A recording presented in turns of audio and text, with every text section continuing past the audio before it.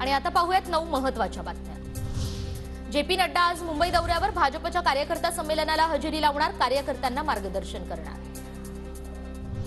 पुणे लोकसभेचा खासदार हा भाजपचाच असेल ही काळ्या दगडावरची लखलखीत पांढरी रेघ, मेधा कुलकर्णी यांचा पुण्यामध्ये दावा।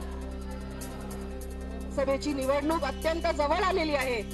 आपल्याला पुण्यामधून एक कमळ राष्ट्राच्या उभारणीसाठी हे स्वप्न पूर्ण करण्यासाठी पुण्यामधून एक प्रफुल्लित असं कमळ लोकसभेला निवडून पाठवायचं आहे आणि त्यासाठी एकत्र येऊन काम करूया। राज्यभरात आजपासून 12वीची परीक्षा सुरू, परीक्षेतील गैरप्रकार टाळण्यासाठी भरारी पथकांची नियुक्ती। तर आजपासून 12वीची परीक्षा संपूर्ण राज्यभरामध्ये सुरू, पुण्यातील भावे हायस्कूलमध्ये शिक्षकांकडून विद्यार्थ्यांना परीक्षेसाठी शुभेच्छा। समीर वानखेडेंना 1 मार्च पर्यंत अंतरिम संरक्षण, मनी लॉन्ड्रिंग प्रकरणामध्ये वानखेडेंवर 1 मार्च पर्यंत कोणतीही कारवाई करणार नसल्याची सीबीआयची ग्वाही। आमदार राजन साळवी कुटुंबियांच्या याचिकेवर आज हायकोर्टात सुनावणी, पत्नी आणि मुलाचा अटकपूर्व जामिनासाठी अर्ज।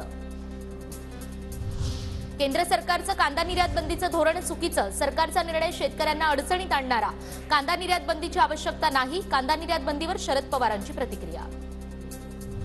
नागपुरात मनसेच्या वाहतूक सेनेचे राज ठाकरेंचे फोटो असलेले होर्डिंग्स महापालिकेनं हटवले, रवी भवन परिसरात विनापरवाना लावण्यात आलेले होर्डिंग्स स्वच्छता कर्मचाऱ्यांकडून हटवण्यात आले। दादासाहेब फाळके पुरस्कार 2024 संपन्न, शाहरुख खान सर्वोत्कृष्ट अभिनेता तर नयनताराला सर्वोत्कृष्ट अभिनेत्री पुरस्कार। सॅम बहादूर चित्रपटातील अभिनयासाठी विकी कौशल सर्वोत्कृष्ट अभिनेता पुरस्कारानं सन्मानित।